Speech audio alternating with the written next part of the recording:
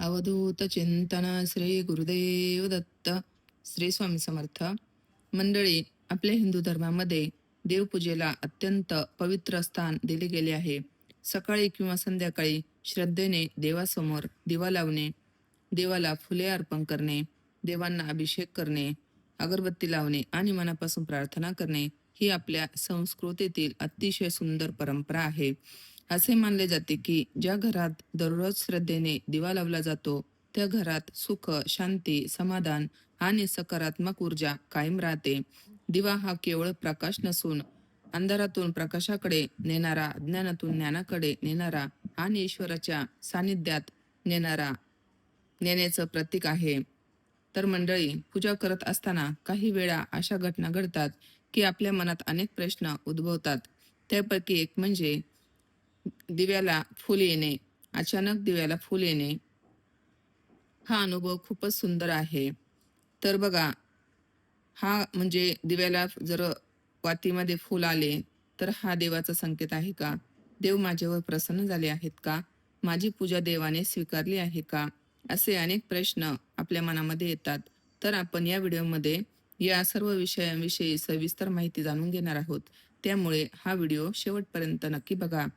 तर मंडळी, सर्वप्रथम आपण समजून घेऊया की दिवा आणि फूल याचे धार्मिक महत्त्व काय आहे. हिंदू धर्मामध्ये दिवा म्हणजे ज्ञान, तेज, सकारात्मक ऊर्जा आणि ईश्वराचे प्रतीक मानले जाते.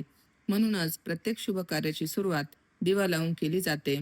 त्याचप्रमाणे फूल हे भक्ती, प्रेम, पवित्रता आणि समर्पणाचे प्रतीक आहे. आपण देवाला फूल अर्पण करतो म्हणजे आपल्या मनातील भक्ती अर्पण केल्यासारखेच आहे. अनेक भक्तांच्या श्रद्धेनुसार जर पूजा करताना वाहिलेले फूल खाली पडले तर आपण त्याला अतिशय शुभ संकेत असे मानतो. लोकमान्यतेनुसार याचा अर्थ असा घेतला जातो की देवाने तुमची भक्ती स्वीकारली आहे. तुमच्या मनातील प्रार्थना देवाने पूर्ण करण्याची वेळ आली आहे.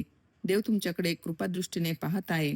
काही भक्त असेही मानतात की हा प्रसंग देव जणू आपल्या भक्तांना सांगत आहे, भिवू नकोस, मी तुझ्या पाठीशी आहे, फक्त तू श्रद्धा ठेव. अनेक घरामध्ये अशी श्रद्धा आहे की दिव्यात फूल येणे म्हणजे त्या घरावर देवाची कृपा असते. घरात सात्विक वातावरण वाढते आणि सकारात्मक ऊर्जा वाढते. काही जण असे म्हणतात की हा प्रसंग घरातील सुख, शांती, समृद्धी आणि मंगलमय काळाची सुरुवात दर्शवणारा शुभ संकेत आहे. तर बघा, ज्यावेळेस दिव्यात फूल येते त्यावेळेस आपण जी काही सेवा, आराधना, साधना करतो त्याचं ते प्रतीक मानलं जातं. दिव्यात प्रत्येक वेळेस फूल येत नाही. ज्यावेळेस आपण आपल्या घरामध्ये जास्तीत जास्त सेवा साधना वाढतात त्याच वेळेस दिव्यामध्ये फूल येत असतं. तर मंडळी, येथे एक महत्त्वाची गोष्ट समजून घेणे आवश्यक आहे की धर्मग्रंथामध्ये दिव्यात फूल आले म्हणजे देव नक्की प्रसन्न झाले असं सर्वसामान्य म्हणजे काही स्पष्ट नाही. त्यामुळे फक्त आपली श्रद्धा, भक्ती, लोकपरंपरा म्हणून पाहणे अधिक योग्य आहे. श्रद्धा मनाला बळ देते, पण अंधश्रद्धा करू नये. त्याचप्रमाणे आता अनेक जण विचारतात, जर दिव्यात फूल आले तर काय करावे? तर बघा, ज्यावेळेस दिव्यामध्ये आपल्याला फूल दिसते त्यावेळेस देवाचे आभार माना. हात जोडून शांतपणे देवाला प्रार्थना करा, हे देवा, माझ्यावर आणि माझ्या कुटुंबावर तुझी अशीच कृपा राहू दे. आम्हाला सद्बुद्धी दे, आरोग्य दे, सुख दे, शांती दे, समाधान दे, अशी मनापासून देवाला प्रार्थना करावी. अनेक घरामध्ये अशी पारंपरिक सुद्धा श्रद्धा आहे की दिव्यात आलेले फूल कधीही पायाखाली पडू नये. ते अत्यंत आदराने उचलून देवाच्या चरणी ठेवावे. काही जण तुळशीजवळ ठेवतात तर काही जण वाहत्या पाण्यात विसर्जन करतात. तर दिव्यात जर फूल आले तर ते नंतर दिवा शांत झाल्यावर हळूवार ते उचलून घ्यावे. ते एका वाटीमध्ये घ्यावे. त्यात थोडीशी हळद मिक्स करावी, थोडंसं तूप टाकावं आणि ते आपल्या कपाळावर लावावे. याने आपला गुरुग्रह हा बळकट होत असतो. याशिवाय काही भागांमध्ये अशी श्रद्धा आहे की त्या फुलाला थोडेसे कुंकू लावून दिव्यातील थोड्या तेलाचा स्पर्श करून कपाळावर छोटासा टिळा लावावा. असे मानले जाते की हा टिळा शुभत्व, मंगलता आणि देवाच्या स्मरणाचे प्रतीक आहे. काही कुटुंबातील पारंपरिक श्रद्धा आहे सर्वत्र एकसारखी, म्हणजे सगळीकडेच एकसारखी अशी प्रथा नसते. जे ते आपल्या आपल्या मानण्यावर आहे, आपल्या आपल्या श्रद्धेवर आहे. तुमच्या घरी जर असा शुभ प्रसंग घडला असेल तर त्या दिवशी देवासमोर आणखी एक दिवा लावा, ताजी फुले अर्पण करा, शक्य असल्यास गोड नैवेद्य दाखवा. आपल्या इष्टदेवतेचा किमान 108 वेळा नामजप करा. आपल्या क्षमतेनुसार एखाद्या गरजू व्यक्तीला अन्नदान किंवा मदत करा. धर्मात दान किंवा सेवा यांना अत्यंत मोठे स्थान दिले गेले आहे. मंडळी, अनेक भक्तांचा असा अनुभव आहे की असा शुभ प्रसंगानंतर त्याच्या मनात अधिक श्रद्धा निर्माण होते, आत्मविश्वास वाढतो आणि जीवनाकडे पाहण्याचा सकारात्मक दृष्टिकोन वाढतो. खरे तर देवाचे सर्वात मोठे वरदान म्हणजे मनशांती, समाधान आणि योग्य मार्गावर चालण्याची प्रेरणा.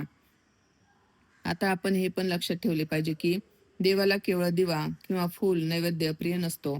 देवाला सर्वात प्रिय असते ते आपले शुद्ध मन, निष्काम भक्ती, प्रेम, दया, क्षमा, नम्रता आणि सत्कर्म. त्यामुळे दिव्यात फूल आले किंवा नाही, जर आपण चांगले विचार ठेवले, दुसऱ्यांना मदत केली आणि आईवडिलांचा आदर केला आणि प्रामाणिकपणे जीवन जगलो, तर तीच खरी देवकृपा आहे. मंडळी, जर तुमच्या घरी कधी दिव्यात फूल आले तर त्याच्याकडे भीतीने पाहू नका. त्याला श्रद्धेने नमस्कार करा, देवाचे आभार माना आणि आणखी भक्तिभावाने पूजा करत राहा. अशी श्रद्धा मनात सकारात्मक ऊर्जा निर्माण करते, आपल्याला चांगल्या कर्माच्या मार्गावर चालण्याची प्रेरणा देते. मंडळी, आज आपण जाणून घेतले की दिव्यात फूल आल्यानंतर कोणत्या श्रद्धा प्रचलित आहेत, त्याचा अर्थ काय मानला जातो, अशा वेळी काय करावे आणि कोणते पारंपरिक उपाय काही घरांमध्ये केले जातात.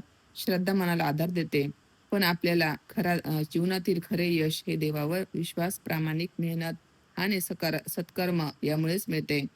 तुम्हाला जर हा व्हिडिओ आवडला असेल तर व्हिडिओला नक्कीच लाईक करा, शेअर करा, आपल्या नातेवाईकांना पाठवा. अशाच धार्मिक, आध्यात्मिक आणि माहितीपूर्ण व्हिडिओसाठी आपल्या चॅनलला सबस्क्राईब करा आणि बेल आयकॉन दाबायला विसरू नका. श्री स्वामी समर्थ. अवधूत चिंतन. श्री गुरुदेव दत्त.